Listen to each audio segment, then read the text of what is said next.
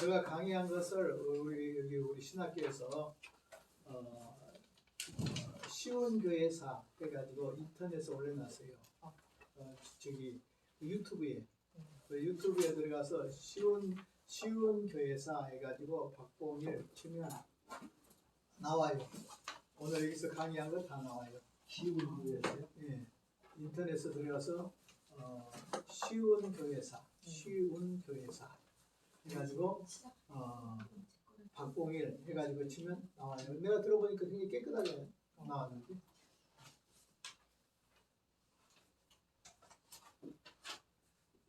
유튜브에 올라갈 것 같으면 내가 좀 신경을 썼을 건데 너무 편하게 많이 말을 해가지고.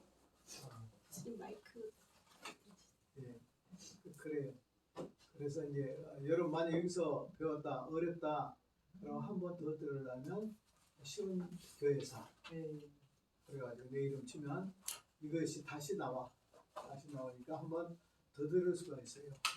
그것도 이제 계속 지금 올리고 있으니까 처음 강의부터 다 들을 수 있어요.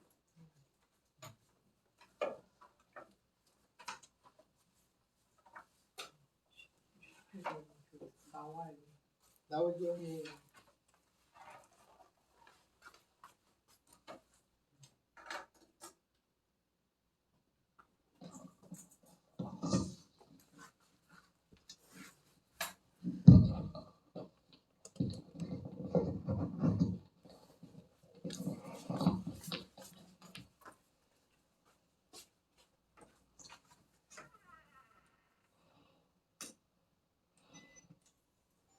자, 기도하고 시작하겠습니다. 요즘 이제 마땅히 기도시킬 수 있는 분들이 별로 안 나와가지고 오시겠는데 제가 계속 기도해 왔어요. 오늘도 우리 장로님 좀 기도하셨죠? 예. 한번 하시고 우리 지미숙 권사님 안 했죠? 예. 축하해요. 기도하세요. 네. 사랑해 주님 감사합니다. 저희들께 사랑하여 주셔서 또 이렇게 주님의 말씀을 배우고자 이 자리에 모였습니다. 저희들 연약하고 부족하지만 주님을 알고자 이 자리에 왔사오니 저희들의 믿음을 기이 여겨 주셔서 주님의 뜻을 따르는 저희들 순종하는 마음으로 이 자리에 왔습니다. 주님 저희들에게 지혜와 지식과 명철함을 허락하여 주셔서 저희들의 말씀이 아버지 심령에 꽂혀 저희들의 아버지 심령에 꽂힌 말씀으로 아버지 저희들 살아가는데 힘을 얻게 하시고 또한 아버지 주님의 사명을 감당하는데 큰 힘이 될 수 있도록 도와주시옵소서. 멀리서 오시는 박봉현 교수님 늘 함께 하셔서 분명으로도 지켜주시옵고 목회하는 사역장도 책임져 주셔서 더욱더 영권 먹게 승리케 하옵시고 늘 아버지 주님 그 발걸음을 지켜주셔서 아버지 멀리 오시는 그 아버지 공명으로 늘 아버지 지켜주시기를 간절히 빌고원합니다. 저희들 또한 아버지 목사님 주시는 말씀을 잘 받아 먹을 수 있는 귀한 심령이 될 수 있도록 도와주셔서 아버지 우리 주님 앞에 아버지 온전하게 쓰임받는 귀한 저희들 사명자들이 다 될 수 있도록 도와주시옵소서. 이 시간 첫 시간입니다. 주님 함께 해주셔서 늘 주님과 함께 동행하는 저희들 될 수 있도록 도와주시옵소서. 함께 해주실 것을 믿습니다. 감사드리오며 예수님 이름으로 기도드리옵나이다. 네, 오늘은 이제 7페이지입니다. 7페이지 강의한 1강 7페이지입니다. 보면 이제 지난번에 네로 한계에 대해서 조금 하다가 마쳤어요. 그래서 네로 한계를 이렇게 한번 살펴보도록 하겠습니다. 그리고 이때 네로 한계 때 바울이라든지 그렇지 않으면 베드로라든지 수많은 주의 제자들이 이때 죽음을 당합니다. 그렇기 때문에 네로, 박해, 그럼 네로 이렇게 생각할 만큼 이렇게 되죠. 전번에 말씀드린 대로 우리는 초대교회사를 연구하려면 4개의 주제를 알아야 된다 하는 겁니다. 첫째는 무엇이냐면 로마 제국을 알아야 되고 그 다음에 두 번째로는 박해를 알아야 된다. 박해를. 그 다음에 초대교회사를 하려고 하면 세 번째로는 교부를 알아야 된다. 교부. 그 다음에 초대교회사를 연구하려면 네 번째로는 이단에 대해서 알아야 된다. 그래서 로마 제국, 그 다음에 박해, 그 다음에 교부, 그 다음에 이단. 이것이 바로 초대교회의 골격이다 하는 것입니다. 그래서 오늘 이 기독교의 박해, 로마의 10대 황제의 박해 기간은 약 250년 정도 됩니다. 이 길고 긴 이 박해를 받아서 이 박해 가운데서도 하나님의 성령의 능력으로 박해를 견뎌내고 순교의 제물이 되면서도 그 다음에 그 이후에 바로 초대교회가 땅 밖으로 나오게 되고, 그리고 로마 제국이 기독교 나라가 되고, 그리고 복음이 전 세계를 향하여 증거된 것이 되죠. 그래서 박해를 언제든지 통과하지 않고는 안 돼요. 오늘 우리도 편안하다 그러면 우리 신앙이 좋아질 것 같지만 좋지 않습니다. 박해 가운데 더욱 신앙이 강해지죠. 이렇게 박해를 견디는 힘은 바로 하나님이 우리에게 주신 성령의 힘인데, 특별히 초대교회에서 박해를 견뎌낼 수 있는 힘은 천년왕국의 힘입니다. 그래서 천년왕국 중에서 특별히 역사적 전천년설, 이 박해의 기간이 끝나면 주님이 오시리라.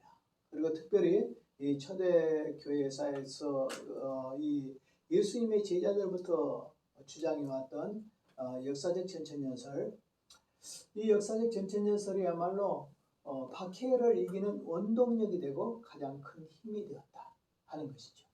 그 이유는 무엇일까요? 예를 들어 말하면 세대주의나 이런 데서나, 그렇죠, 후천년설 이런 데서는 말 7년 대환란이라는 것을 어떻게 하냐 그러면, 세대주의자들은 휴거돼 가지고 공중에서 어린 양 대신 예수님이 공중재림하고 휴거한 사람들이 있기 때문에 혼인잔치가 벌어지기 때문에 7년 대환란 동안에는 박해를 통과하지 않는다고 되어 있습니다. 그러면 순교가 안 나와요. 그렇죠? 박해를 통과하지 않으니까. 후천년설 같은 경우에는 뭐라고 말하냐면, 주님이 재림 때에 7년 대환란이 있다. 그러나 그 7년 대환란은 굉장히 그냥 살짝 스쳐 지나가는 것처럼 이야기해버린단 말이에요. 그 박해가 없어요. 별로. 박해 아닌 7년 대환란이 되어버려요. 그러나 역사적 전천년설을 가진 사람들은 어떻게 했냐면, 전 3년 반도 통과해야 돼. 후 3년 반도 박해를 다 통과해야 돼요.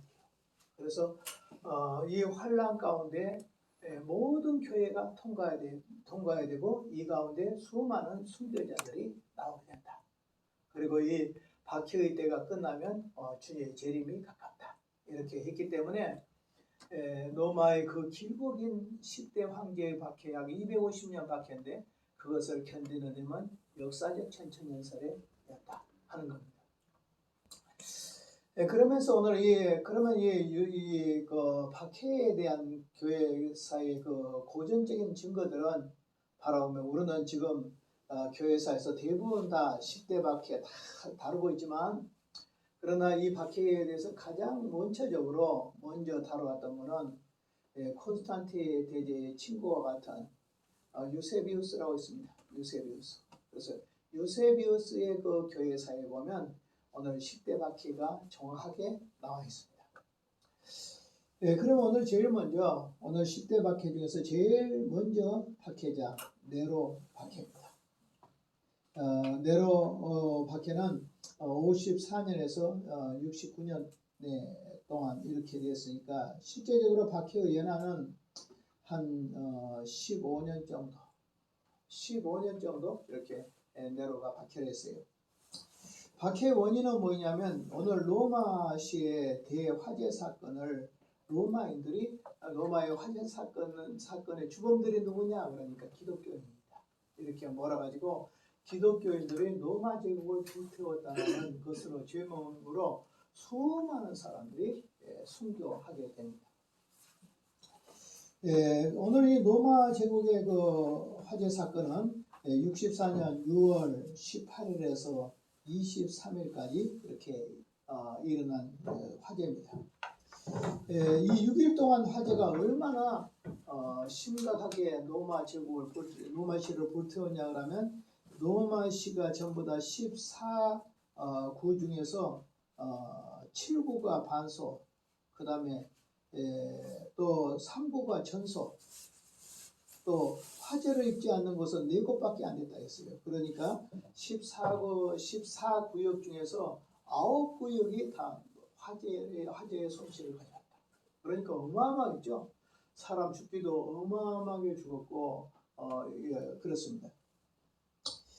예, 그때 이제 보면은 그 당시에 보면 기름 창고에서 발화 해가지고 불이 나기 시작해가지고 시내로 번졌는데 이 뒤에 화제가 됐습니다.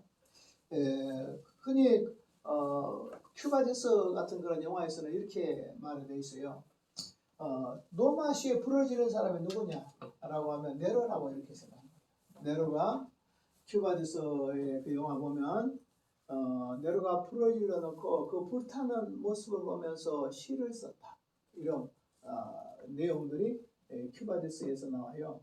그러나 그것은 정확한 근거가 없어요. 우리가 흔히 목사님들이 뭐 설교할 때 보면 로마에 불을 질러놓고 거기에 그 불타는 모습을 보고 시를 지은 미치광이 같은 거 네로 황제가 한 일이라고. 그런데 그런 것은 역사적 근거가 별로 없어요. 역사적 그런 것을 문제를 주장했던 사람들이 누구냐면 생트 주리그라는 사람이 쓴 큐바데스라는 그 책에서 나왔어요. 그것은 이 1800년 후반부에 쓴 책인데 그것은 옛날에 초대교회의 배경을 해서 쓴 소설이지 그것이 역사적 사실이 아니에요. 그렇기 때문에 이 소설을 가지고 역사적 사실로 받아들여 버리면 안 되잖아요. 근데 대부분 사람들은 그 소설을 하나 역사적인 사실로 받는다는데 문제가 있는 거죠. 그러나 실제적으로 이것은 큐바데스라는 책에서 나온 내용이지 교회사 속에 나온 내용은 아니다 하는 겁니다. 네, 그러면 오늘 여기에서 이 일은 어떻게 됐을까? 그러면 사람들은 말하기를 그때 노마시가 불탈 때 네로 황제는 휴가 중에 있었다 했어요. 네로 황제는 노마에 안 있었고 휴가 중에 있어서 노마로부터 약 80km 정도 떨어진 고향 안티움에 오늘 네로 황제가 있었다. 그리고 방화 소식을 듣고 네로 황제가 로마로 돌아와서 노마시에 불탄 것을 수습하려고 노력했으나 화재를 진압하지 못했다. 그리고 당시 약 로마에는 100만 정도 인구가 살았는데 이렇게 화재가 큰 것은 무엇이냐면 목조 건물로서 보통 5층, 6층 된 그 건물들이죠. 목조 건물들이 따닥따닥 붙어가지고 바람 보니까 그대로 땔감이 돼가지고 완전히 불 다 타버려 하는 것이죠. 그래서 이제 나중에 네로는 그 방화설의 이기로 나오니까 이걸 누구에게 돌렸냐 그러면 자기 책임이 오니까 이거 흔히 그 당시에 말하기로 소문들은 네로가 불을 질러서 이런 소문이 되니까 혐의를 벗어야 되니까 누구한테 덮어씌워 버렸냐면 기독교인들이 불을 지른 것이다. 그래서 방화 책임을 기독교인들에게 돌렸어요. 그 결과로 기독교인들은 엄청난 죽음을 당했고 이러한 이 엄청난 죽음을 당한 가운데서 지금까지 전해진 것은 뭐냐면 네로가 불을 질렀다. 그런데 방화 책임을 기독교인에게 돌렸다. 이렇게 하는데 그것이 아니고 네로가 불을 지른 거 아니다. 그런데 책임을 기독교인들한테 돌린 것은 맞다. 그래서 어떻게 해서 났는지 모르지만 기름 창고에서부터 시작해서 났다. 그리고 이 방화의 기간은 약 6일 동안 불이 탔는데 14구역 중에서 9구역이 피해를 봤다. 그리고 완전히 불타버린 구역은 3구역이나 된다. 근데 그 당시에 로마에는 100만 이상 사람들이 살고 있었는데 얼마나 많은 사람이 죽었을까? 아마 상상을 초월할 수 없는 무시무시한 사람들이, 어마어마한 사람들이 죽게 되었다 하는 겁니다. 이 네로 방화설은 결국 여기 보니까 큐바데스였는데 센키비치라는 역사 소설인데 이것이 1901년도에 영화로 만들어졌습니다. 그리고 저도 오늘 큐바데스 여러분 보셨죠? 큐바데스라는 영화 보셨죠? 나도 고등학교 올 때 막 많이 울고 그랬는데 그것이 나는 역사적 사실인 줄 알고 막 울었는데 하나의 소설이었다라는 것을 지금 생각해 보면 참 조금 좀 내가 좀 오버했다 이렇게 생각이 됩니다. 방화에 대한 네로의 그 대책은 어떻겠냐면 네로도요 이 방화 수습을 하고 난 뒤에 방화의 회복을 하려고 많이 노력했습니다. 그래서 도로의 폭을 넓혔다고 합니다. 오늘 방화가 일어났을 때 방화에 불을 끌 수 있는 그런 도로들을 넓혔고, 두 번째는 건물 높이도 규제했다 그래요. 너무 올라가는 거 못 지켰고, 세 번째 그 다음에 건물과 건물 사이가 따닥따닥 붙었으니까 불이 났으니까 건물 사이에 공간을 띄우도록 이렇게 했고, 그 다음에 또 하나는 뭐냐면 목재로 지어 놓으니까 이렇게 불이 났으니까 석재로 짓도록 이렇게 했다 하는 것을 바라보면 우리가 생각한 것처럼 무책임한 인간은 아닌 것 같아요. 그 당시만 할지라도 오늘 이런 것을 볼 때 자기 나름대로는 황제로서 최선을 다한 모습이잖아요. 이렇게 도로를 넓히고 건물의 높이도 규제하고 건물과 건물 사이에 공간을 넓히고, 그 다음에 건물 자재는 석재로 짓도록 해서 화재로부터 보호하려는 것을 볼 때 우리가 생각처럼 막 내로를 아주 나쁜 놈 못된 놈 막 이렇게 몰아서 세웠는데, 물론 그런 면도 있겠지만은 그렇다고 우리가 말하는 정도는 아닌 것 같다, 이렇게 생각이 됩니다. 그 다음에 그러면 이제 죄명입니다. 로마시가 이제 화재가 난 화재를 로마시의 화재는 이제 소문이 어떻게 났냐 그러면 네로가 이 로마시를 불질렀다, 이런 소문이 나니까 방화의 책임을 네로가 기독교인들한테 돌렸다 하는 겁니다. 처형 방법입니다. 기독교인들한테 방화 책임을 돌리고 기독교인들을 향하여 잡아 죽였는데 짐승의 가죽을 입혀가지고 개하고 부딪혀서 개가 물어뜯어서, 그러니까 염소나 뭐 이런 거 짐승 짐승을 가죽을 입게 가지고 사람 입혀서 그러니까 개들이 막 물어뜯어가지고 이렇게 개들한테 물어뜯김을 당해서 그게 순교하는, 참 참혹한 순교를 했고요. 때로는 사자의 밥이 되기도 했고, 때로는 십자가의 형을 하게 됐습니다. 또 화형을 하게 됐습니다. 불에 태워서 죽이게 됐어요. 그러면 이제 더 비참한 모습은 보통 이제 이때 이제 사람들을 죽으면, 시신들이 죽으면 그것을 밤에 무덤의 칸타콤에 숨어있던 기독교인들이 밤에 나와가지고, 그들이 노예들이거든요. 5분의 4가 노예들이 밤에 와서 그 시신을 수습해가요. 기독교인들을 죽이면 그 시신을 수습해가는데, 그렇지 못할 경우는 어떻게 했냐면 그냥 사람들을 죽었으면 그 사람에다 콜타를 부어가지고 거기다 불을 질러요.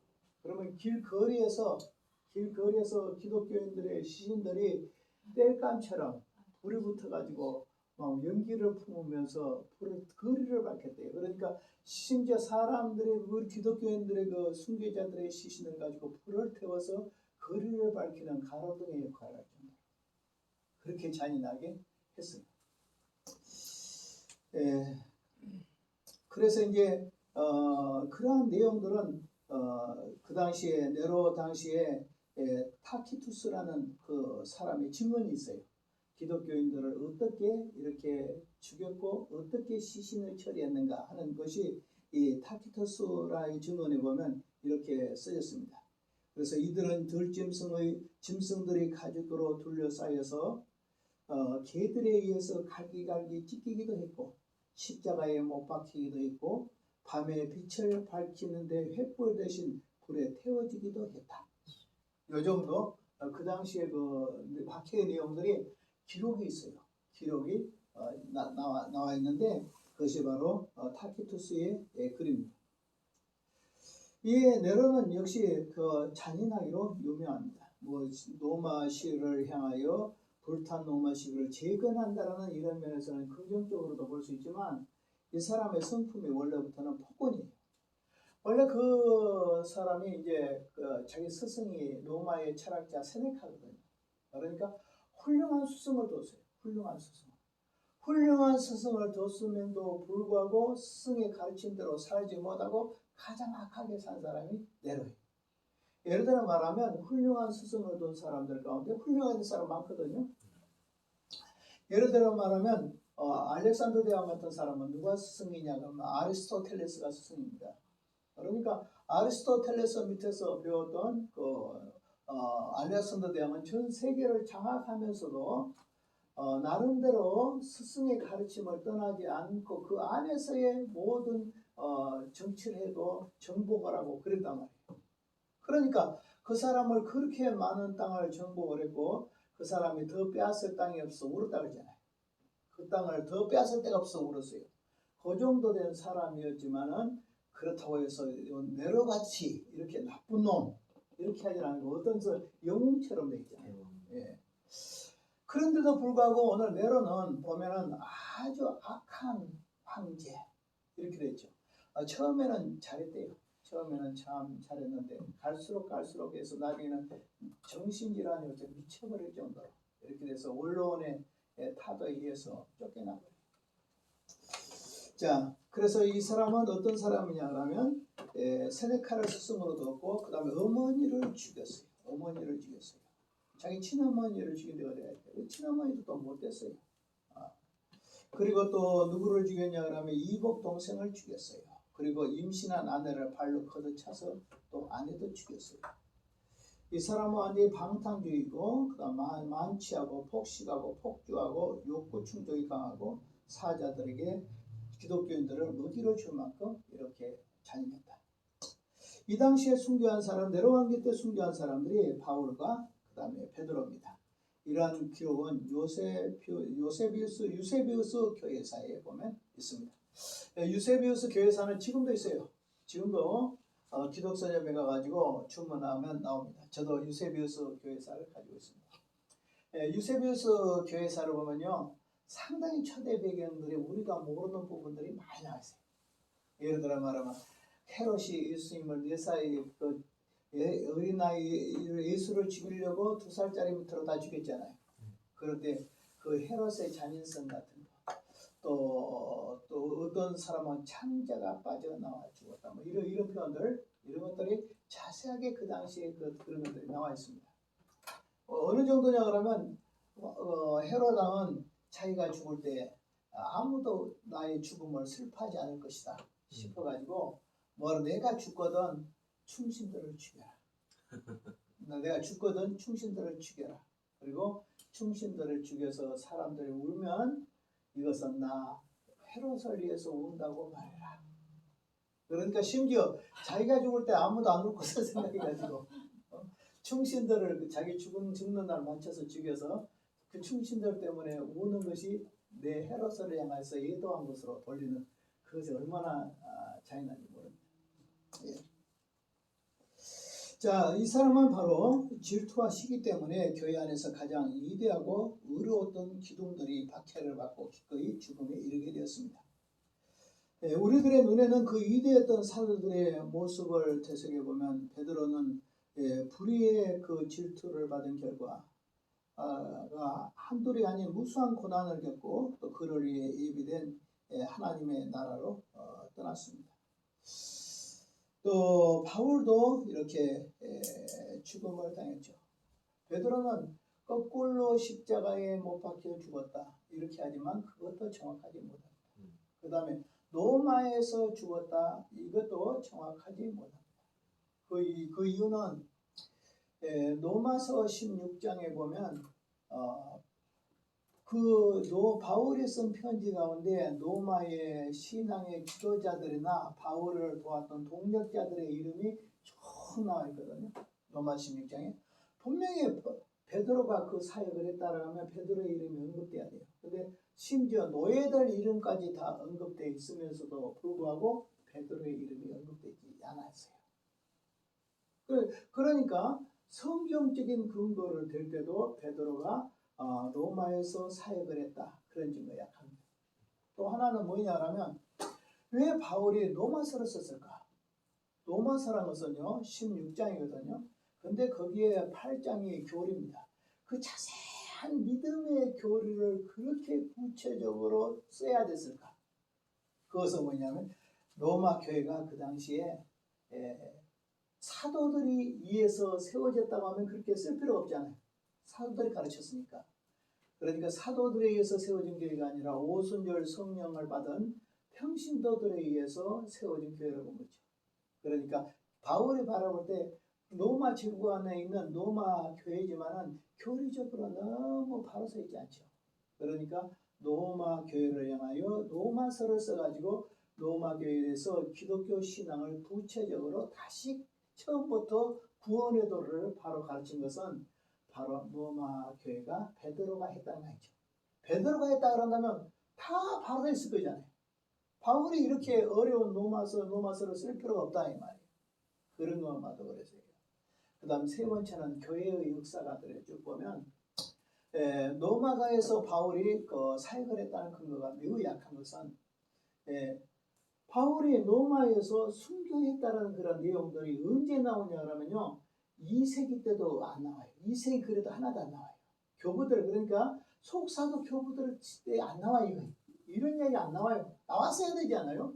로마 교회, 로마시의 교회라고 그러면 교회 중에 교회인데 말이에요.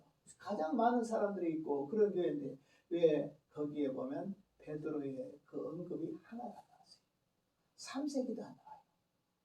그럼 뭐냐? 4세기 말에 가서 나온단 말이에요. 4세기 말에. 근데 4세기 말에 중에서 어디냐면 이경에서 나와요. 이경.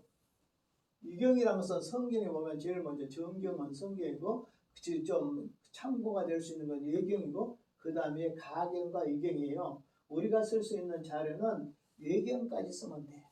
가경이나 이경은 가짜야. 그거 쓰면 안 돼. 그런데 바로 그 베드로가 로마에서 사역을 했다라는 그런 근거를 언제 나냐면 4세기 말에 나와요. 그러니까 이것은 그것도 가경 속에 나오기 때문에 받아들일 수가 없어요. 그런 것은 특별히 우리 교회사의 대가 필립 사프라고 있습니다. 필립 사프의 그 교회사에 보면 8권으로 되어 있거든요. 그 초대교회사부터 시작해서 종교개혁사까지만 있어요. 필립 사프의 교회사는. 그런데 그 8권의 그 가운데 초대 교부들의 글들을 자세히 분석해서 쓰는 글들이 있는데 거기 필립 사프가 일어났어요. 이건 교부들의 근거도 없다. 이 내용은 교부들의 근거도 없다. 다른 교회사로서 목사님, 교수님들도 그래요. 이것은 역사적인 문헌을 찾아볼 수 없다. 하나의 카톨릭에서 나온 전설이다. 카톨릭의 초대교황이 베드로다. 그리고 우리는 베드로의 후기자다. 이 카톨릭의 교황의 전통을 세우기 위한 한 방침에서 그런 내용이 나오기 때문에 카톨릭의 소산이지 역사적 초대교회 소산은 아니다. 그러니까 오늘 여기서 베드로가 로마에서 순교했다. 그 당시에 순교는 맞아. 그러나 로마에서 정확히 순교했다. 이런 걸 찾아보기 힘들어요. 그리고 베드로가 어디서 죽었는가? 그건 난 모르겠어요. 그러나 로마는 아니다. 이런 이유 때문에 아니다. 이렇게 생각할 수가 있습니다. 자, 그 다음에 이제 보면은 네로 황제의 최후입니다. 악한 행위로 덕망을 잃게 되고 특별히 동생의 제수를 자기 아내로 제수를 취했어요. 동생의 처를 취했어요. 원로원의 결의로 퇴위해가지고 69년 6월 9일 33살의 나이로 자살해버려요. 퇴위당하고 그런 자살해버렸어요. 그래서 아주 파악하면 좋은 스승을 뒀지만은 가정 환경이나 이런 거 굉장히 악한 환경이고 이 사람도 동성연애도 있고 아주 복잡하고 이런 잔인한 황제입니다. 특별히 여기 보면 이 네로는 어린 소년인 소프루스를 거세해가지고 성을 거세해가지고 동성연애를 했다. 그 다음에 임신 중인 둘째 부인 사바나를 발로 차서 죽게 하고 그 다음에 포파이와 결혼을 위해서 이혼을 반대한다고 자기 어머니를 죽이기도 했어요. 이복등 썼는데 어머니를 죽인 것도요.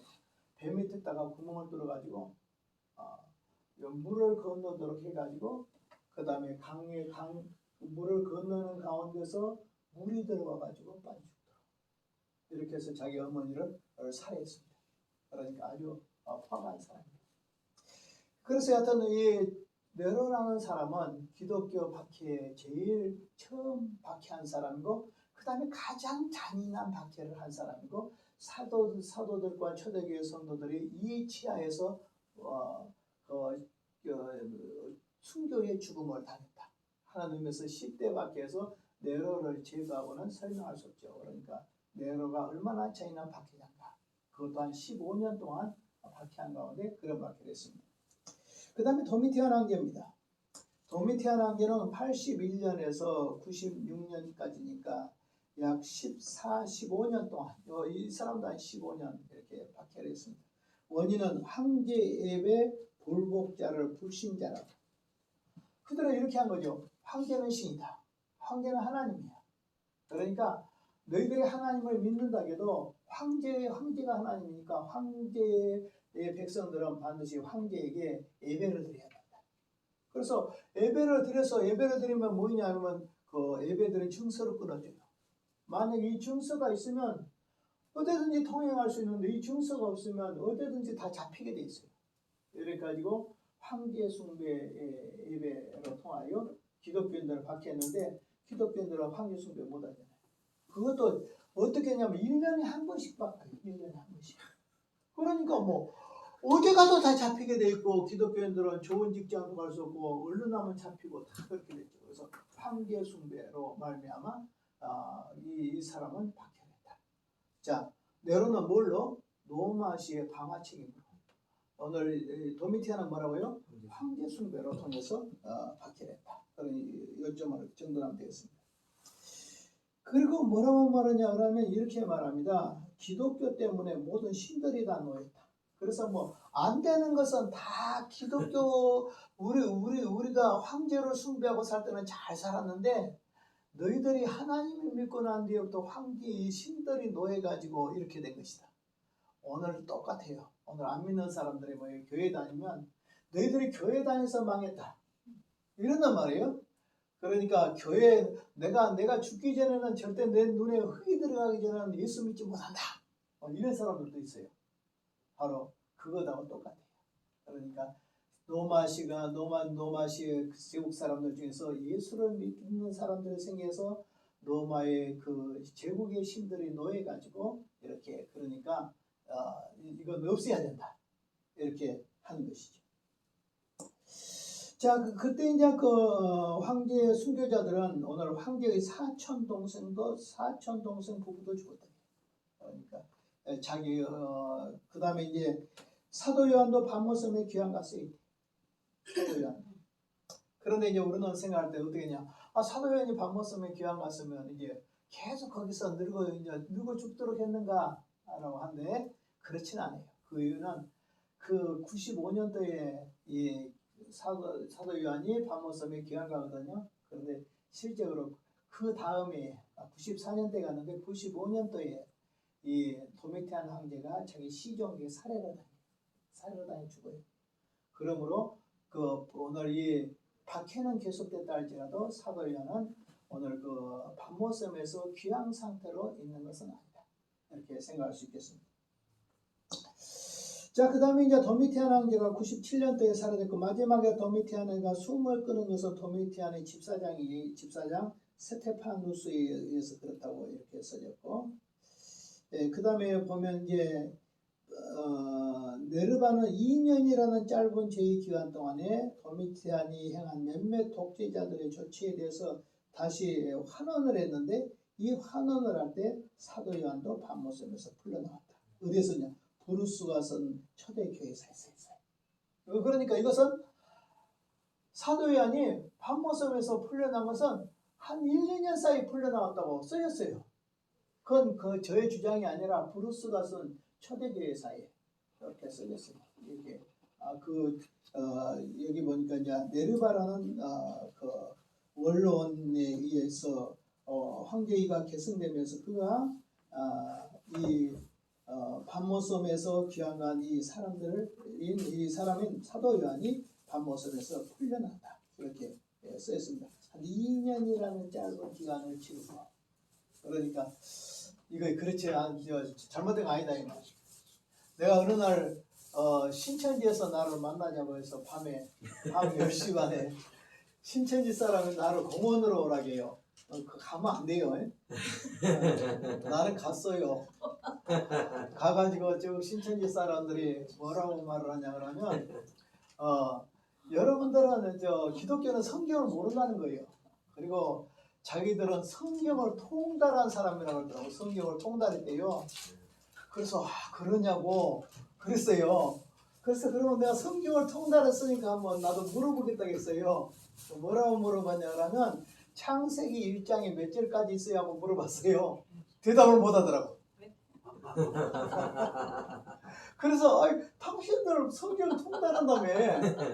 그런데 창세기 1장 1절에 1장이 몇 절까지도 있는지도 몰라요. 통달을 못하네. 그러니까 나를 향하여 질문을 딱 했는데 이런 질문을 한 거예요. 목사님, 요한계시록을 사도 요한이 기록해가지고 서아시아에 7개에 보냈겠어요? 못 보냈겠어요? 이런 거 묻는단 말이에요. 그러니까 나는 생각할 때 한 번도 안 생각해 본 말인데 갑자기 그런 말을 딱 들으니까 IQ가 20으로 딱 내려가 버려요. 그래가지고 무슨 말을 할 줄은 모르겠어. 갑자기 뭐한테 딱 얻어맞아 버렸어. 신천이한테. 그럼 멍해졌단 말이에요. 그때 대답을 못했는데 지금 내가 하더라고 이놈의 새끼들아 이거 강하게 써졌잖아. 브루스의 글 가운데 초대교사에 2년 후에 풀려났다고 써졌잖아. 이렇게 해서 있었겠지. 그래서 그 당시에 갇혀 있다 해도 혼자 있는 거 아니잖아. 다른 사람이 전해줄 수 있고 우편으로 통해서 다 전해진대. 자기가 걸어다니면서 전해지나요? 서아시아 7개의 그 넓은 지역을 어떻게 걸어다니면서 다 우편으로 해서 다 보낼 수 있다. 그리고 그렇지 않다 해도 그 다음에 자기 밑에 다른 사람이 있다. 그렇지 않다 해도 2년 후에 풀렸다. 자, 처형 방법입니다. 도미티안도 재산을 몰수하고 저명 인사들을 무고히 추방하고 명수와 사토시켰다. 이때 이제 교부 글이 나오거든. 이 무렵에 도미티안 황제 때 터툴리안이라는 사람이 쓴 책에 보면 이런 나와요. 기독교인들의 피는 교회의 씨앗이다. 뭐라고요? 기독교인의 피는 교회의 씨앗이다. 그러니까 교회는 뭐냐? 순교의 피 속에서 피어난 꽃이 교회다. 그러면 순교가 없이 교회가 있을 수 없다는 뜻이죠. 우리나라 자체도 이렇게 부흥한 것은 수많은 순교가 있었잖아요. 순교의 피를 먹고 교회는 자란다. 순교의 피 속에서 교회는 크고 순교의 피 속에서 교회가 깨끗해져. 오히려 지금처럼 순교가 없고 그냥 편안하고 이러니까 교회가 썩고 막 부패하죠. 그러나 이제 어떤 순교라는 박해는 영혼의 우리 교회의 대청소년이라고 생각합니다. 교회를 깨끗하게 청결하게 만드는 방법이 술적으로는 좀 줄어들 수 있지만 교회를 청결하게 만드는 방법이 박해라. 그러니까 모든 교회는 박해가 있다. 지금도 순교해야 해. 제일 많이 순교한 데가 어디예요? 이스라엘보다 더 많이 순교해요. 이게 또 우리 이제 북한에 어느 정도 하냐 그러면 강제 수용소 이런 데 있죠. 수용소 같은데 강제 교화소 이런 데 있잖아요. 감옥. 그런 데서 60% 정도가 기독교인이죠. 우리는 정치범 수용소처럼 이렇게 돼서 그렇게 생각하지만 보통 한 60% 정도가 다 그 안에 기독교인.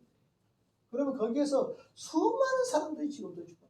막 때려 맞고 죽고 심지어 옷도 제대로 입히지 않는 사람 용광로 같은 거 막 그 쇠물 그런 데 있고 순교할 때도 머리를 못 들게 한다 그러잖아. 왜냐하면 하나님 쳐다본다고 머리를 숙여라 한다. 순교할 때도 이렇게 처참하게 금지를 짓고 지금 하고 있어요.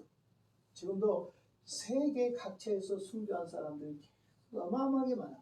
근데 순교 속에 있는 교회들은 타락을 안 해. 근데 뭐냐, 우리나라처럼 편안하고 그러면 교회는 타락하죠. 제가 놀라운 것은 북한에 있는 어떤 아이들이 이런데요.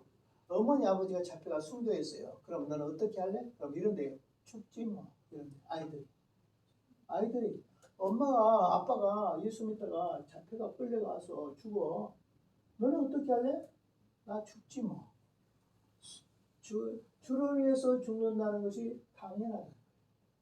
우리는 어떻게 주님을 위해서 팔자를 고치려고 하지? 그래가지고 100배나 주옵소서 이런 말 들어줬지. 이삭이 그의 농사지어 100배나 주시니라 이런 말씀 굉장히 매력 있는 말이지.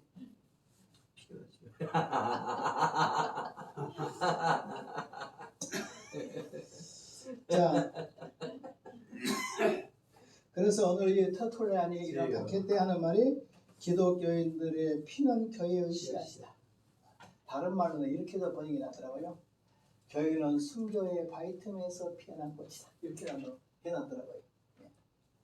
자, 그 당시에 카타콤 생활했습니다. 박해를 피해서 지하 묘지에서 카타콤에서 예배를 드리고 그 다음에 신앙생활하고 그 다음에 교회의 전통을 이어갔어요. 카타콤 생활이 얼마나 힘들겠어요?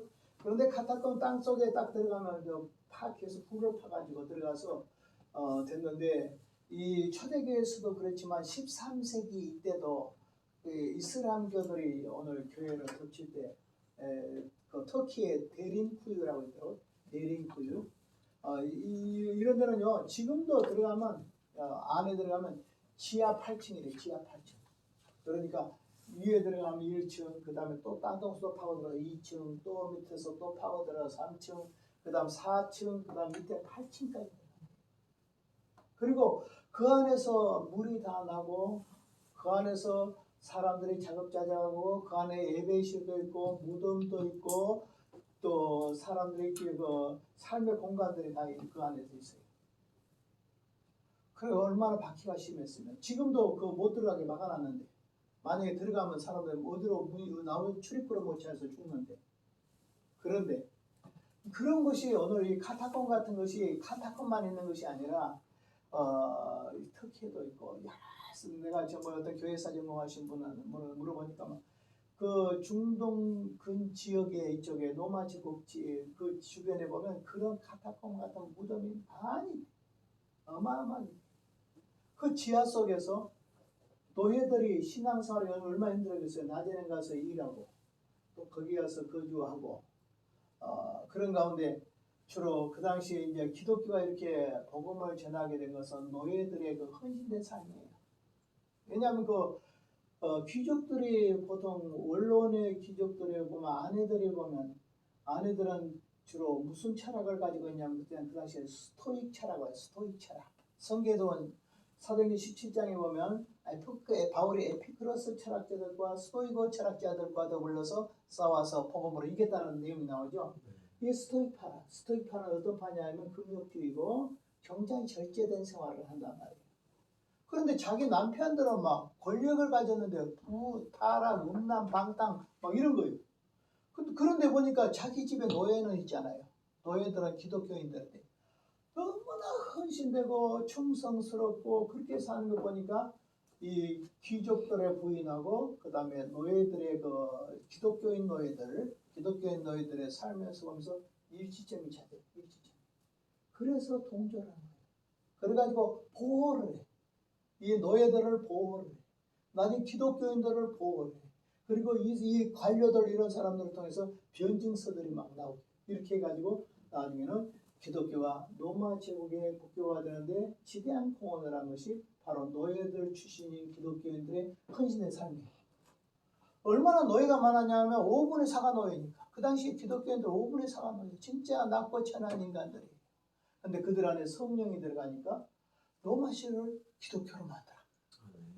그러므로 우리의 힘은 어디에 있냐면 신분에 있는 것이 아니에요. 성령에 의해서 있어요. 우리 안에 성령이 임하시면 로마 제국을 기독교로 바꾸는 역사가 일어난 것처럼 우리에게 성령이 임하면 세상을 바꾸는 역사가 일어난 줄로 믿습니다. 내가 나를 성령이 임하면 내가 바꾸어지고 우리 가정도 바꾸어지고 교회도 바꾸어져요. 가장 불행한 건 뭐냐? 성령의 임재를 잃어버리니까 문제죠. 오늘 교회들이 이제 서울 지역만 해도 이렇다고 하더라고요. 서울 지역의 교회들 가운데 10군데가 절로 팔려갔대요. 팔려갔는데 교회당의 십자가를 그대로 놔둔대요. 교회당의 십자가를 놔둔데 이렇게 십자가 됐잖아요. 이걸 적게서 요거 뿔로 4군데를 다 뿔면 만자가 돼.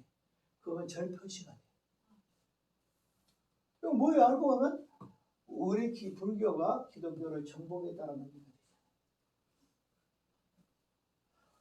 외국에 다른데 카페나 이런데 팔려간 것이 이게 미국이나 미국도 많이 팔려갔지만 영국이나 유럽 쪽이 아니라 한국에서 지금 그래요. 한국에서 100년이 넘는 교회들이 교회가 운영이 안 돼가지고 다른 사람한테 팔았더니 그것을 가지고 교회당 그대로 놔두고 여기다 카페숍을 만들어 가지고 요 안에서 술 먹고 무슨 일하고 다 하는 거예요. 강대상 만들어 놓고 다 십자가 만들어 놓고 여대로 놔놓고 그러니까 사람들이 막 희열을 느끼고 손님들이 몰려오는 거예요. 기독교가 망하는 걸 보니까. 이건 뭐냐면 성령의 임재를 잃어버리니까 그렇거든요. 오늘 목사의 숫자가 모자라서 망했겠어요? 사람들의 숫자가 모자라서 망했겠어요? 신학생들이 처음에 없어서 망했겠어요? 아니죠. 교회는 너무나도 많고 오늘날 신학교도 너무너무 많고 목사들 숫자도 너무너무 많지만 성령의 임재를 잃어버렸기 때문에 그래요. 그러니까 우리에게 오늘 초대교회는 이렇게 박해 가운데서도 로마 제국을 바꾸고 기독교로 바꾸고 로마 제국을 이기는 역사가 일어나고 바울의 요한이 말한 것처럼 세상을 이기면 이것이니고 믿음이라는 것처럼 믿음으로 말미암아 사도 요한 때도 말하기를 세상을 이길 수 있다고 하는 것처럼 오늘 세상을 이기는 믿음이 있어야 되는데 믿음이 없는 거죠. 그것은 바로 우리 마음속에 성령의 임재를 잃어서 그런 것이죠. 자, 그래서 이제 이렇게 처형 당하고 카타콤에서 예배를 드리고 신앙과 그 다음에 전통을 이어갔다. 그 뒤에도 이제 다른 그 박해들의 내용이 쭉 있는데 그런 걸 이제 더 다음에 더 추가하도록 하겠습니다. 그 다음에 이제 그 예루살렘의 멸망과 예루살렘의 교회 이렇게 제 7장은 되어 있습니다. 자, 오늘 여기서 이제 예루살렘의 함락 전에 그 로마의 악정을 볼 수가 있는데 벨릭스와 그 다음에 알비누스와 그 다음에 프로루스의 탐욕 때문에 그렇습니다. 로마에서 어떻게 했냐 그러면 예루살렘에 성경 금고가 있거든요. 금고를 그 로마에서 어떻게 했냐면 그 성전 안에 있는 금고에 있는 17달란트나 된 이 금을 뺏어가요. 그래서 성전의 창고를 털어버립니다. 그러니까 얼마나 이스라엘 사람들은 성전이라고 막 완전히 죽고 사는 일인데 성전의 금고로 틀어서 거기에서 17달란트니까 얼마냐면 1달란트가 35kg이거든요. 35kg이면 17달란트 얼마 되겠어요? 무게로 해도 그것이 어마어마한 무게잖아요. 10달란트마다 350kg이죠. 그러면 그저 한 600kg 정도 된 보화를 털어서 가버렸으니까. 강제로 털어버렸으니까. 얼마나 이스라엘 사람들한테 로마 사람들하고 충돌이 오겠어요. 자, 그 다음에 이제 그런 사건이 일어났고 또 유대인들에게 뇌물을 받고 그 다음에 어떻게 했냐면 회당 건축을 이제 이행하지 않고 돈 받으면서도 회당 건축을 향한 협조하지 않고 또 개인의 재산이나 그 다음에 공동 재산들을 압수를 하고 그 다음에 뇌물 만능 사회가 되고 준범자라도 뇌물만 주면 다 석방시켜주고 이렇게 됐으니까 그 이스라엘 사람들의 예루살렘 사람들의 마음을 막 자극을 시킨 거죠. 백성들의 강포가 일어났습니다. 감람산에서 4,000폭도가 일어났는데 그 중에 4분의 1은 죽고 다수는 포로가 됐다고 합니다. 이 폭도들은 바로 누구냐 그러면 로마 제국을 향하여 불만을 토하는 그 사람들입니다. 그러니까 로마 제국의 반로마 제국의 그 선동을 하는 무리들인데 4,000 정도 된 무리 가운데서 4분의 1이 죽었다. 한 1,000명 정도는 죽고 그 다음 나머지는 포로가 됐다. 이런 것도 이제 원인이 됩니다. 그 다음에 유대인들은 농업과 목축업인데 오늘 선동하기 쉬운 것은 뭐냐? 아는 사람들을 선동시키려면 어려워요, 안 어려워요? 왜냐하면 어째서 그런데 이렇게 답을 다 대야 하는데 무식한 사람을 선동시킬 때는 간단해요. 못 참게. 감정만 자극하면 그냥 다 돼버리거든요. 감정만 자극하면. 예. 그러니까 뭐라고 말하냐면 대중은 애매모호하다. 대중. 그러니까 100명이 있으면 예를 들어 말하면 5명이 이끌고 나머지 15명은 아는 척한 사람들이야. 나머지 80명은 어떤 사람이냐면 끄는 대로 따라간 사람들이야. 그러니까 이렇게 폭동들이 이렇게 이렇게 일어난 것은 그들이 보면은 오늘 제대로 공부하지 못한 민중들의 모습을 볼 수가 있죠. 자, 그 다음에 이제 제사장들이 부패했습니다. 제사장들이 사회사역에 눈이 어두워서 특별히 아나니아 같은 제사장들이 그랬어요. 그리고 지도의 역량이 부족했다.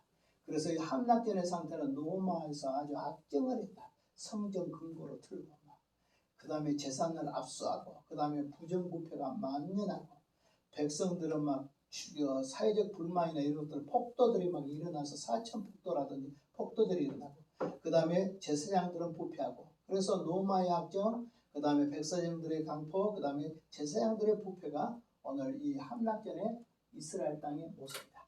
이런 겁니다. 그 다음에 예루살렘의 함락이 됐는데 원인은 뭐냐? 가이사라에서 소동이 일어났습니다. 헬라인이 유대인의 시민권이 없음을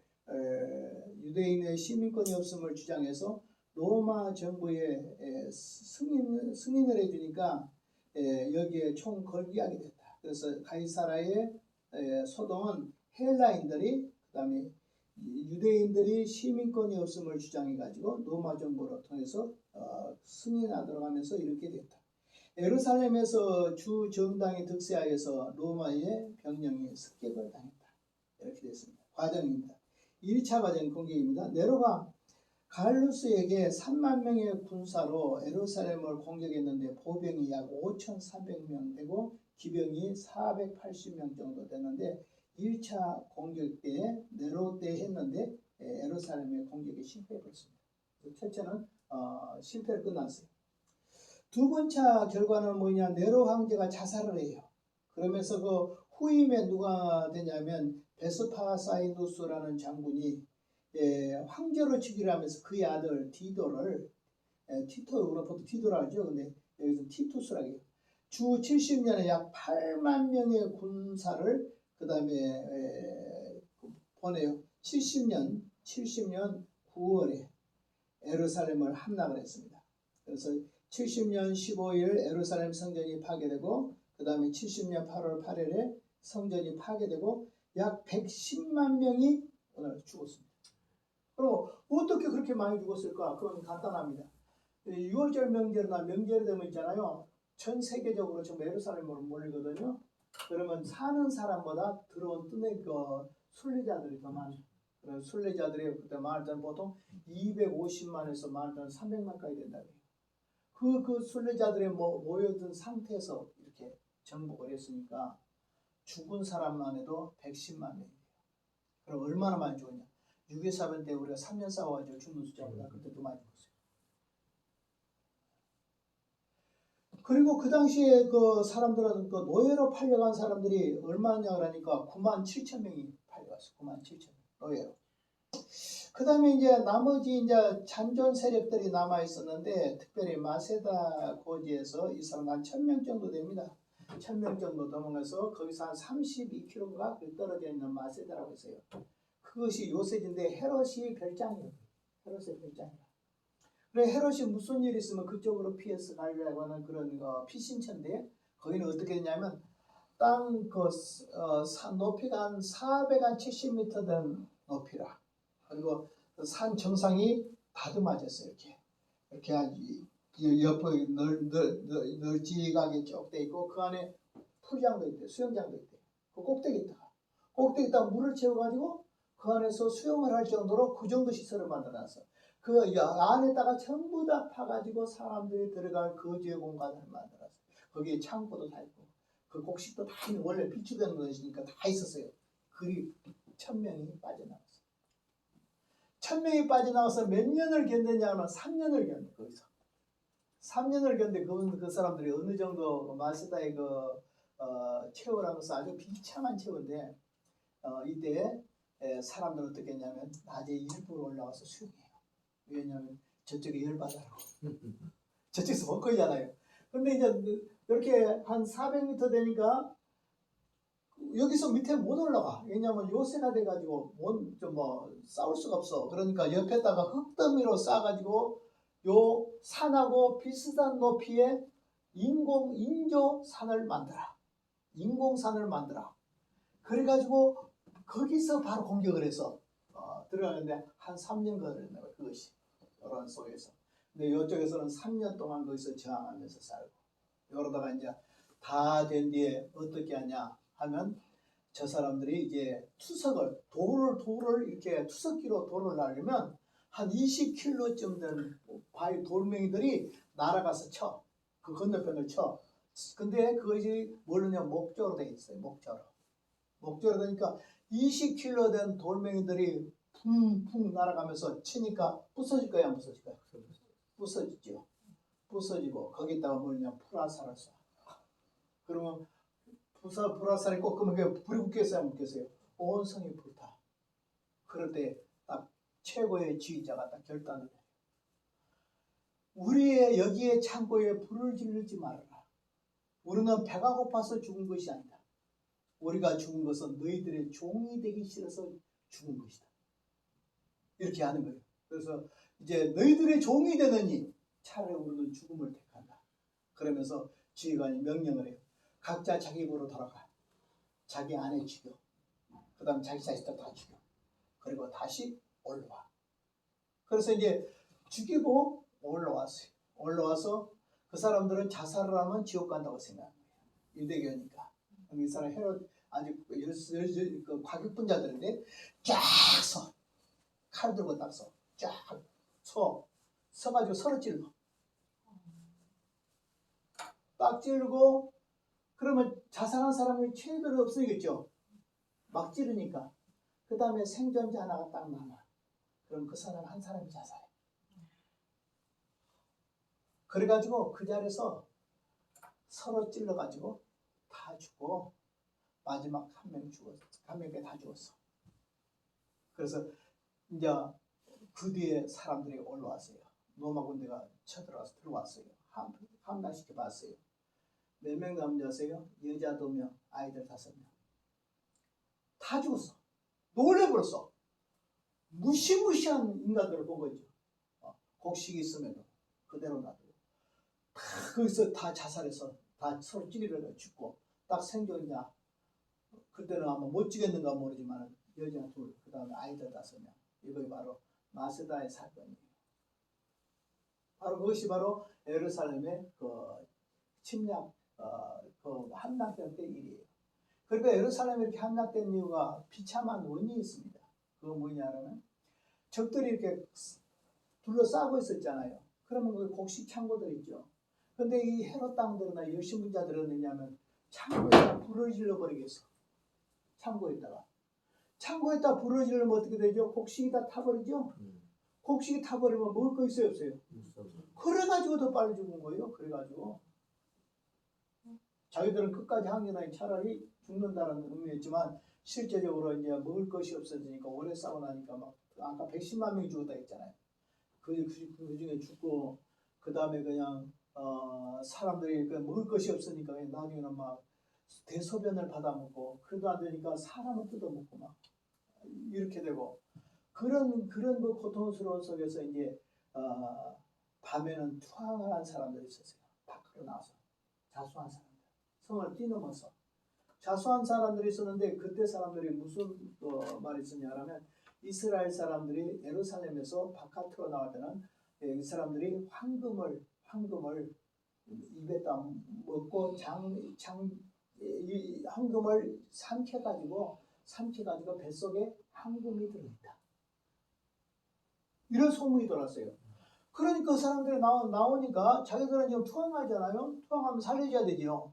근데 그 로마 제국의 군병들이 어떻게 했냐면 이건 다 잡아주려. 잡아서 배를 갈라. 그리고 창자를 다 갈라. 왜냐하면 거기에 황금덩어리 쳐다니다.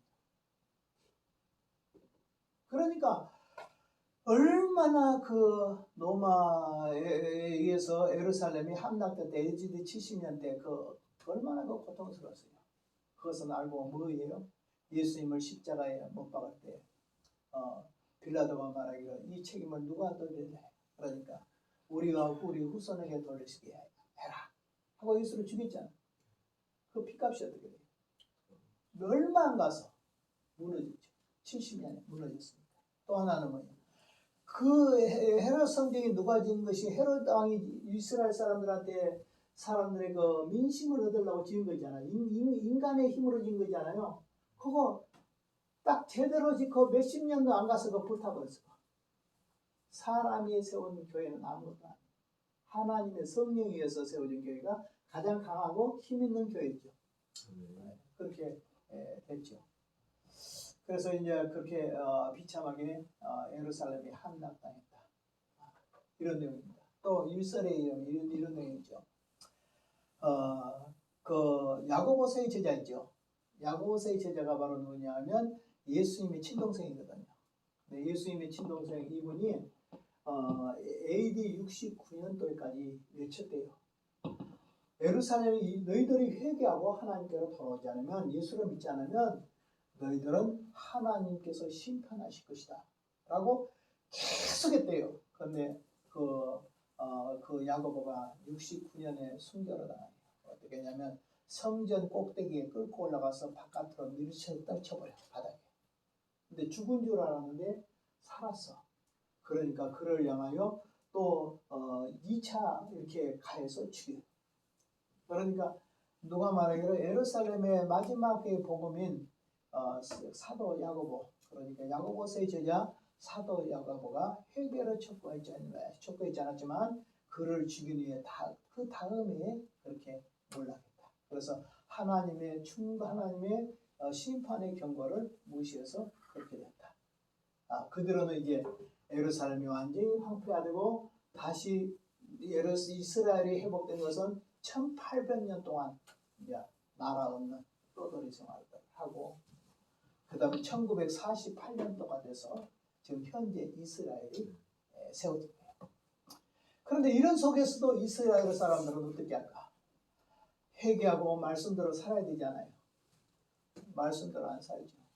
그 이유가 있습니다. 그 이유는 뭐냐면 하나님이 계신다고 한다면 왜 우리 선조들이나 우리 그 아버지나 우리 할아버지나 이런 사람들이 죽어서 누구에게? 히틀러에게. 수용소에서 죽은 사람들이 무려 400만에서 600만, 어떤 사람 800만까지 보는데 그 어마어마한 사람들이 죽은 것은 하나님이 살아계신다면 그렇게 해. 그래가지고 오늘 우리대로 말하면 하나의 시험.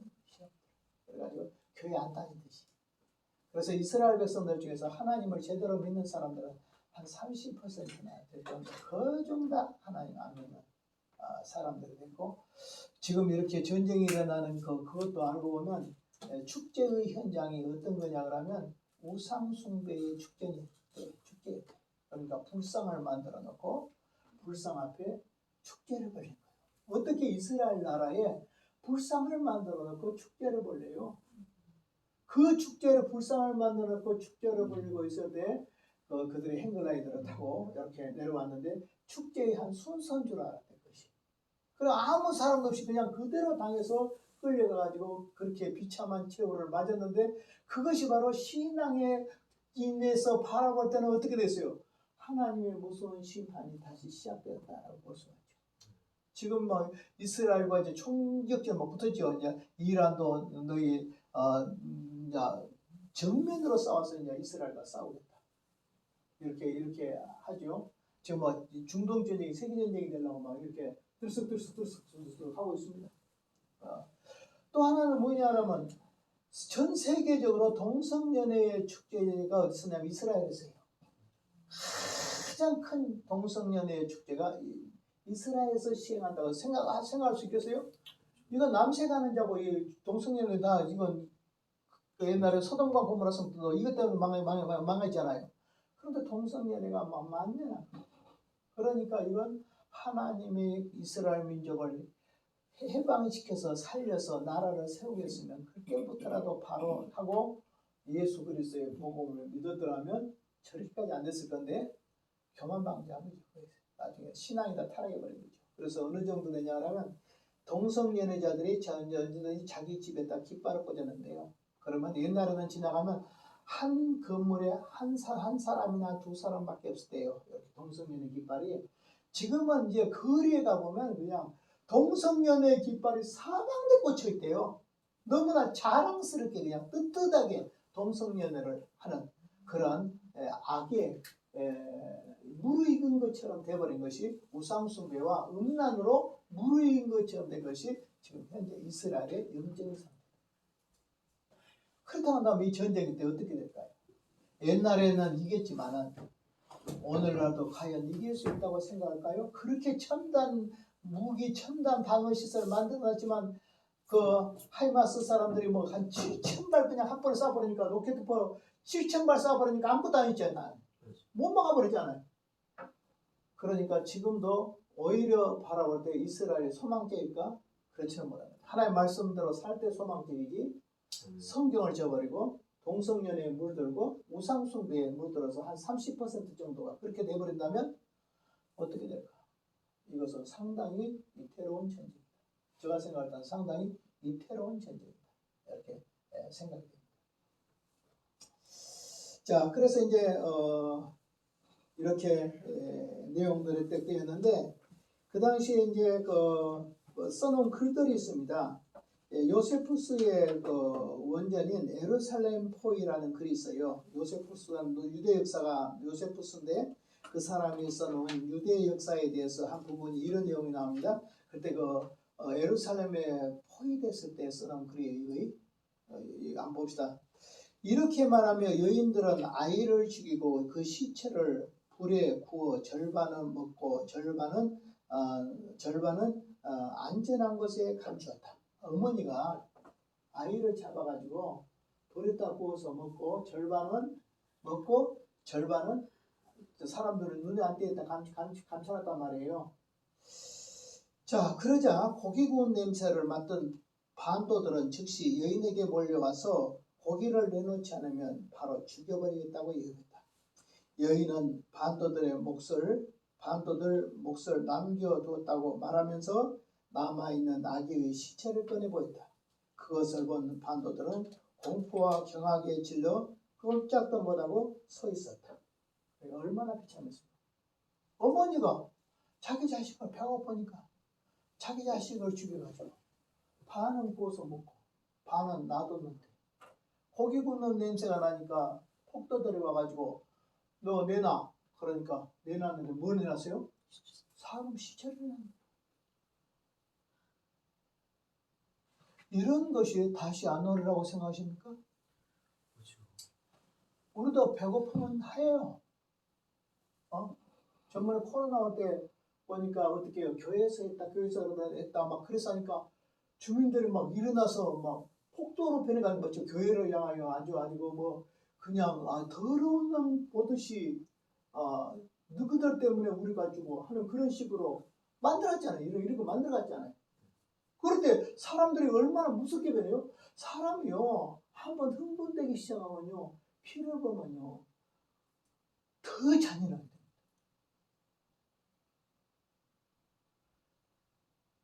역사는 반복합니다. 지금도 앞으로도 우리가 살고 있는 역사에서 이런 일들이 전혀 일어나지 않는다고는 말 못합니다. 앞으로는 더 잔인해질 수 있습니다. 얼마나 사람들이 잔인한데 더 잔인해질 수도 있는 것이죠. 그래서 우리는 이러한 되지 않도록 기도해야 되겠죠. 그 다음에 이제 보니까 서기 70년에 이스라엘을 점령한 로마의 그 항전을 갖고 있던 960명의 열심당원들이 아까 내가 이야기했습니다. 그 사람들이 결국 마세다로 피해서 3년 동안 있다가 결국 거기서 다 전원 차결하고 죽었다.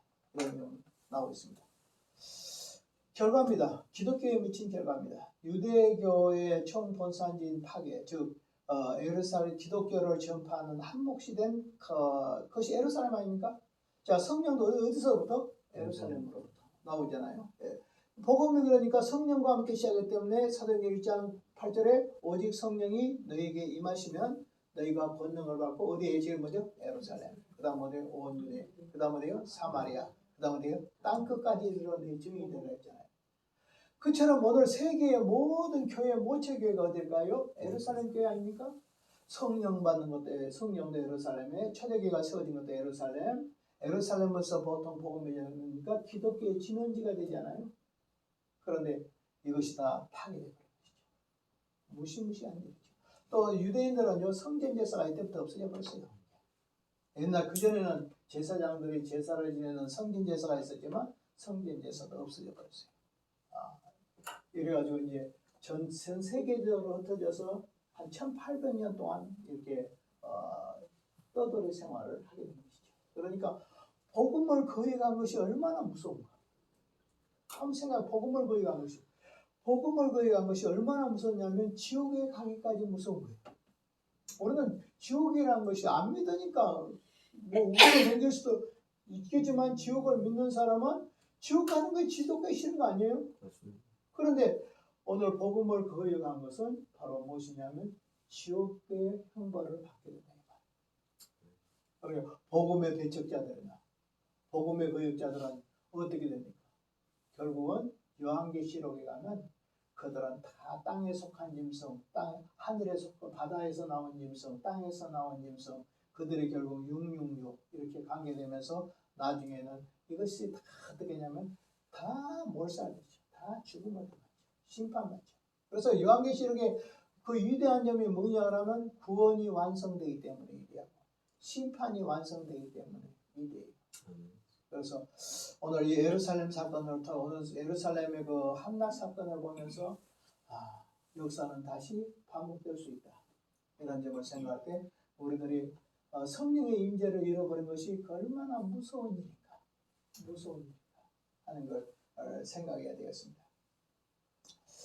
자, 그다음에 이제 그다음에 결과의 두 번째는 예루살렘의 멸망으로 사도와 선지자들이 어떻게 해요? 다 흩어져 버립니다. 박해로 다 흩어졌잖아요. 그러니까 교회도 어떻게 해요? 흩어져 버렸습니다. 그런데 흩어진 속에서도 복음이 전합니까? 안 전합니까? 만약에 거기에 박해가 없다면 어떻게 됐을까요? 편안하게 살았을 거잖아요. 지금처럼. 그런데 박해가 오니까 이 풍랑 인연하여서 더 빨리 갑니다. 그리고 오늘 이 정경이 형성이 됩니다. 결국 이렇게 흩어지고 나니까 성경이 뿔뿔이 흩어져 있지 않겠어요? 예루살렘 교회가 만약에 있었다면 성경 자체가 다 예루살렘 교회의 주도로 다 있겠지만은 다 뿔뿔이 흩어졌으니까 바울도 흩어진 교회들마다 성경을 보니까 흩어졌지만 이것으로 인해서 나중에는 성경이 신약 성경이 정경 형성되는데 촉구를 가져왔다. 이렇게도 봅니다. 또 기독교의 조직운동이 발달했어요. 이렇게 기독교회가 이제 흩어지면서 박해를 받으면서 막 흩어지니까 그 속에서 생존해야 되잖아요. 그러다 보니까 그 교회에서는 지도자들이 생기게 되고 그 지도자들 속에서 교회 조직이 형성되고 그 다음에 교회들이 전부 다 더 이렇게 세분화되고 이렇게 된다는 것이 볼 수가 있습니다.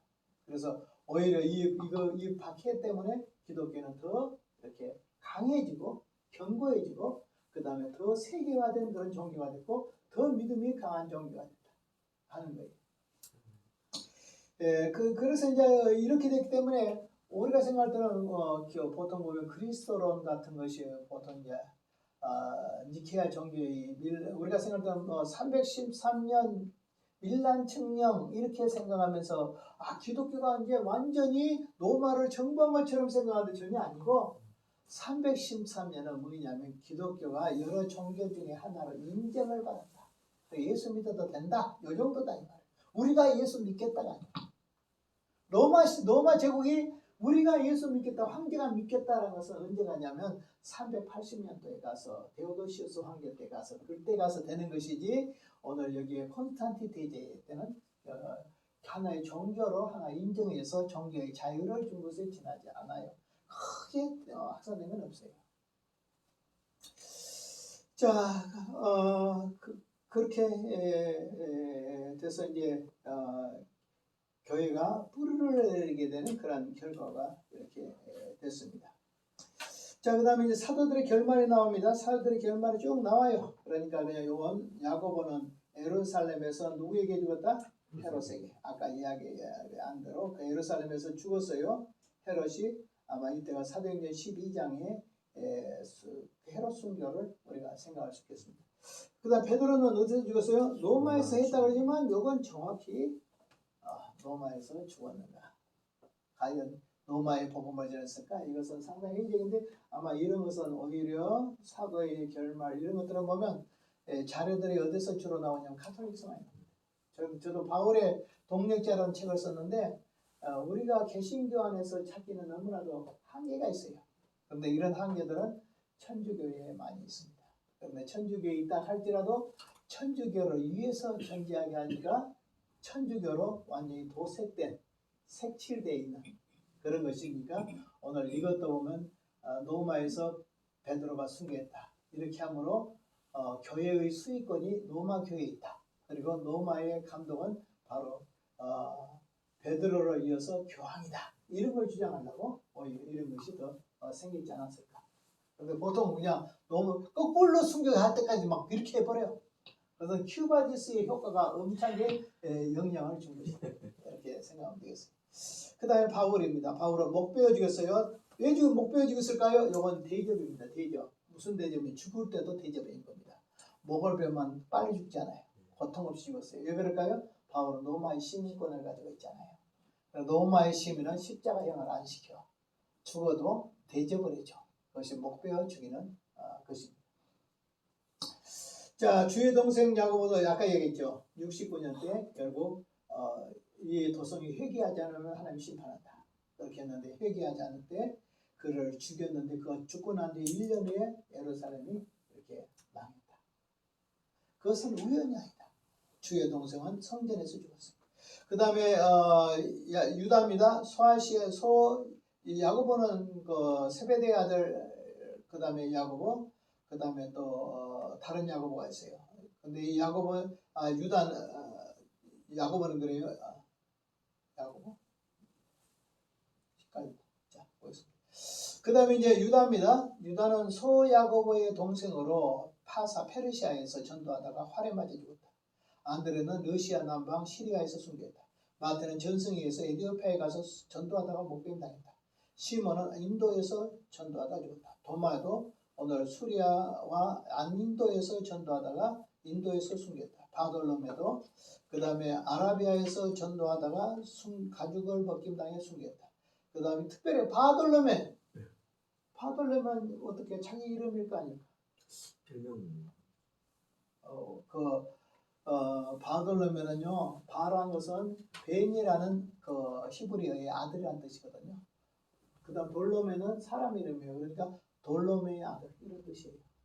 그러니까 본명이 아니고 하나의 그냥 누구 집의 아들 이렇게 나와 있는 거죠. 바돌로메 이렇게 되어 있습니다. 그 다음에 요한입니다. 요한은 밤모섬에서 유배해서 이 사람은 순교하지 않고 백년경에 종신했습니다. 빌립은 예수님의 승천으로 소아시아 부르기에서 전도하다가 기둥에 매달려서 순교했습니다. 사도 시대의 교리, 하나님은 유일하신 하나님, 거룩하신 하나님, 사랑과 은혜가 풍성하신 하나님. 그 다음에 인류는 뭐냐? 죄의 자녀들이다. 잃어버린 자들이다. 예수는 누구냐? 그리스도다. 인자다. 하나님의 아들이다. 구주다. 세상 생활이 사실이고 예수님은 역사적 사실이에요. 신화 아니에요. 그 다음에 십자가에 죽으신 부활, 승천, 재림, 심판 이렇게 나타났습니다. 그래서 어떤 면에서 복음하면 예수 그리스도 자체가 복음입니다. 네. 복음을 넓게 하면 어떻게 했어요? 그리스도에 대한 예언 어떻게 해요? 구약. 그 다음에 그리스도의 성취, 신약, 성경 자체가 다 복음입니다. 그 다음에 그것을 더 준다면 어떻게 되겠어요? 성령의 대. 그 다음에 그리스도의 고난의 생애. 그 다음에 기적들. 그 다음에 십자가의 죽으심. 그 다음에 부활. 그 다음에 승천. 그 다음에 재림. 이렇게 다 되겠죠? 그러나 적어도 예수를 복음으로 삼을 때는 메이천이라는 분이 말하기를 세 가지가 복음이다. 첫째는 예수님이 생애가 복음이다. 두 번째는 십자가가 복음이다. 세 번째는 부활이 복음이다. 그 이유가 있습니다. 십자가에서 우리 죄를 용서해 주잖아요. 그러니까 구속이 와. 십자가 없으면 구속이 없어. 그렇죠. 그 다음에 부활이 없으면 우리는 부활의 생명을 못 얻잖아요. 영생을 못 해. 그런데 왜 생애가 필요할까요? 그렇지. 생애는 뭐냐라면 예수님이 율법을 지키심. 예수님 자체가 출생으로부터 죽을 때까지 말씀을 범했을까요? 다 지켰을까요? 지켰죠. 그것은 구원론에서 뭐이 나오냐 그러면 그리스도의 의를 물려주기 위한 거예요. 그래서 예수님을 딱 믿으면 십자가의 피로 구속 죄 용서받아. 그 다음에 우리 의롭게 돼야 되잖아요. 의롭게 된 것은 예수님이 율법을 다 지켜서 아담은 율법을 지키지 못함으로 죄를 물려줬지만 둘째 아담 대신 예수님은 우리를 위해서 율법을 다 지키셨어. 그래가지고 의를 물려줬어. 그러므로 예수님을 믿으면 죄사함, 그 다음에 예수님의 의가 나에게 전가돼. 내가 의인 돼서 그리고 예수님의 부활을 한 것처럼 나도 부활의 생명을 얻어. 내가 죽지 않고 부활의 생명을 얻는 것이 글자 두자로 뭐이다? 글자 두자. 영생이라니까. 영생이 다른 거 아니야. 죽지 않는 생명, 부활의 생명을 얻어. 어떤 사람들은 합동 측에 서철원 박사 같은 사람은 뭐라고 말하냐면 그리스도의 구속으로 말미암아 그리스도의 피 뿌려 죽으심으로 말미암아 우리가 의롭게 된다 이렇게 하는데 실제적으로 보면 예수님이 율법을 지켜서 우리에게 의를 물려주셨다 이래야 돼요. 왜냐하면 이것이 보면 성경에도 그대로 써졌고 그 다음에 교부들의 글 속에도 그대로 써졌고 중세시대에 글 그대로 그 다음에 종교학자들의 루터를 비롯해서 칼빈을 비롯해서 베자를 비롯해서 쫙 이렇게 써졌고 청교도도 다 써졌고 심지어 박영영 박사의 조직신학에도 그렇게 다 써졌어요. 그래서 우리 그 합동의 서철원 박사가 그것을 뒤집어 퍼블락해 가지고 그것을 2단 시비를 걸어가지고 2년 동안 싸웠죠. 그러면서 뭐라고 말하냐면 합동 측에서는 예수님의 의가 무엇이냐면 구속의 의다. 그런데 예수님께서 율법을 다 지키셨다. 우리를 위해서 율법을 다 지키셨다라고 함으로 말미암아 요즘 문제가 되는 그리스도의 능동적인 순종을 인정하면서 십자가의 죽으심이라는 수동적인 순종을 인정하게 되죠. 원래는 수동적인 순종만 인정하려고 했어요. 그 서철원 박사가. 그렇지만 합동 측에서 능동적인 순종도 인정해요. 근데 의가 무슨 의냐? 그러니까 율법을 지키는 게 아니라 이번에 말하는 걸 구속을 의로 삼았다. 이렇게 돼. 그래서 내가 생각할 때는 내가 쓴 책에서는 두 개 다 써 있어요. 구속의 의, 그 다음에 눈치 빠르게 거기다 또 율법의 의. 그런데 박영영 박사는 하나 더 해놨어요. 부활의 의까지 해서 세 가지를 해놨어요. 오히려 설명할 때는 복음을 설명할 때는 세 가지가 되면 더 쉬워요. 그래서 예수님이 십자가의 구속의 의, 예수님이 율법의 의, 구속의 의로 제사, 율법의 의로 의를 물받아. 그 다음 부활의 의로 우리가 미술의 믿음으로 부활의 영원한 생명을 얻게 돼. 이렇게 함으로 설명하기 쉽죠. 그런데 원래 전통적으로는 예수님이 율법을 지키심으로 의를 물려줬다. 이것이 근본적입니다. 자, 그 다음에 이제 쭉 보면은 이제 구원은 예수님, 하나님께 대한 회개, 예수님께 대한 믿음, 회개와 믿음. 예, 우리가 저번에 구원론 해보셨죠? 구원론 뭐예요? 순서 9가지 순서? 자, 소중한 회신을 측량한 자는 성결형이다. 시작! 소중한 회신을 측량한 자는 성결형이다. 소면, 중생, 회계, 신앙, 칭의, 양자, 성화, 견인, 영화. 그래서 소중한 회신을 측량한 자는 성결형이다. 이렇게. 이번에도 또 그렇게 쉽게 먹어요. 조금만 하고 좀 쉽게요. 그 다음에 이제 직원은 그 다음에 구원은 그렇고 부활은 육체적 부활을 믿었고 초대교회들은 영적인 부활뿐 아니라 육체 부활을 믿었고 그 다음에 영생은 영원한 생명을 얻는 것이고 성결한 생활은 바로 성결한 생활 그 다음에 사랑의 봉사 즉 성화를 말하는 것이고 성결의 생활은 그 당시에 직분은 뭐냐 사도 선지자 전도자 교사 장로 감독, 집사 이렇게 돼 있지만 또 목사도 있어요. 사도행전 4장 에베소 4장 10절에서 11절에 보면 목사를 주셨어요. 목사도 여기 들어있어요. 근데 이제 실제적으로 이것은 이제 비상 그 사도 시대의 준직분이고 지금의 저 통상직으로 항상 교회 사도들이 준 것을 셋으로 보기도 하고 넷으로 보기도 해요. 셋으로 본 사람들은 뭐냐면 목사, 그 다음에 교사, 그 다음 집사 요것만 세 가지를 교회 직분으로 이해해요. 그런데 이제 교회가 사직이다, 삼직이 아니라 목사, 장로, 그 다음에 교사, 그 다음 집사, 요 사직이다. 이렇게 한 사람이 누구냐면 마틴 부처라는 종교학자예요. 마틴 부처는 칼빈의 멘토와 같은 사람인데 스트라스부르크에서 프랑스 피난민들을 위해서 사역을 할 때 그의 스승과 같이 자기를 대해준 사람이 마틴 부처예요. 마틴 부처는 사람들이 별로 모르고 칼빈부터만 한데 사실 칼빈을 향하여 더욱 칼빈되게 만들어준 사람이 있는데 바로 그 사람이 마틴 부처예요. 그래서 마틴 부처가 사직을 주장했어요. 그러니까 자기가 그대로 사직을 봤어요. 칼빈이 세운 이 장로교는 알고 보면 마틴 부처의 사직에서 그것이 나왔고 그것을 1541년 제누바교로 다시 돌아와서 거기에서 장로를 세웠어요. 그래서 최초로 장로를 세운 사람은 루터도 아니에요. 누가 세웠냐? 칼빈이 1541년에 어디에서 제누바교에서 세웠어요. 제누바교에서 세워서 목요일 날 오후에 장로들을 통해서 목사가 매주 모여서 당회를 했어요. 그리고 교회 문제를 해결한 것이 오늘 장로교의 최초의 근거가 되죠. 자, 그 다음에 예배 생활은 예루살렘 교회의 예루살렘 성전과 회당과 개인집에서 했고 또 그러니까 그 당시에 교회란 건물이 나온 것은 3세기 이후에 오늘 교회는 교회당 건물이 나왔고 그전에는 집에서 드렸고 그 다음에 땅 속에 굴 속에서 이렇게 드렸어요. 저런.